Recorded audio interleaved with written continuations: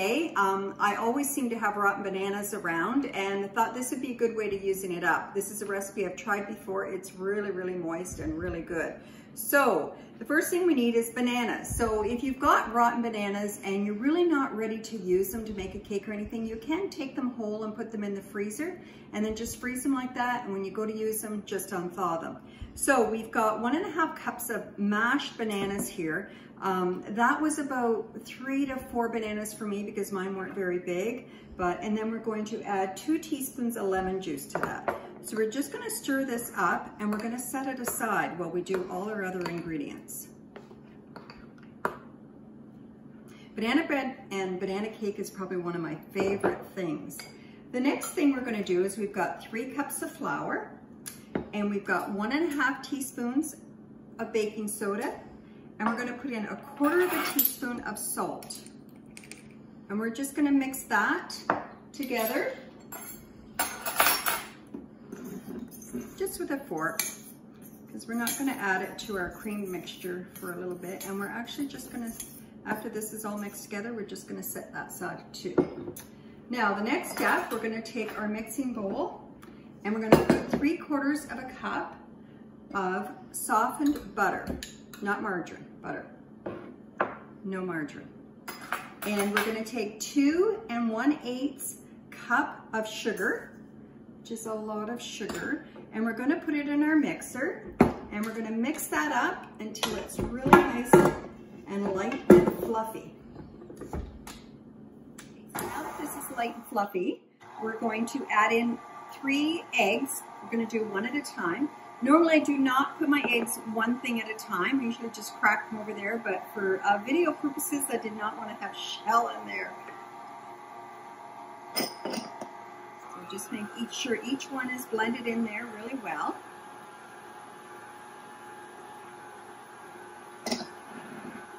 And then we're going to add 2 teaspoons of vanilla to that as well. Now this recipe does call for buttermilk, and it's 1.5 cups of buttermilk. If you don't have buttermilk, you can take, for every cup of buttermilk that you need, you take 1 cup of milk and you add 1 tablespoon of lemon juice or white vinegar. I usually use white vinegar, and you let it sit for about 5 to 10 minutes, and that'll be a nice substitute for buttermilk. But I did purchase some because I needed some for another recipe as well. So now that we've got this blended, we're going to start adding our flour mixture and our 1.5 cups of buttermilk, but we're going to alternate them. So we're not going to add them all at once. So we'll do a little bit of flour. Let that all incorporate. And then we're going to add some of our buttermilk and a little bit more of our flour, scraping down our sides. And another bit of buttermilk. And our flour.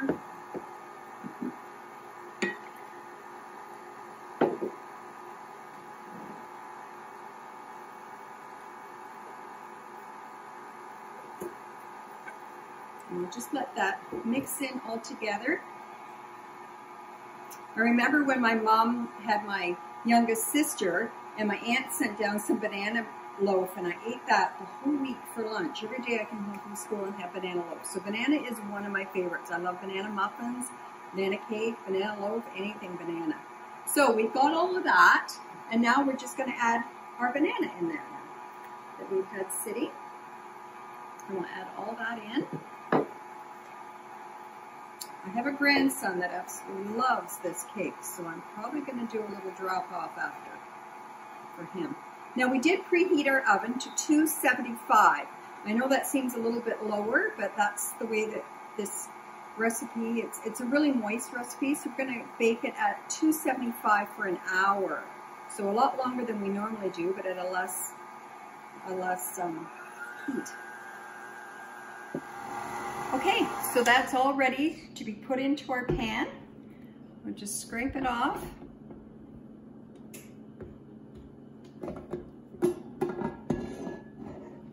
And pour it right into our pan. Now we've taken our pan and we put some butter and some flour just to grease it and flour it, so our cake will come out really nice and easy.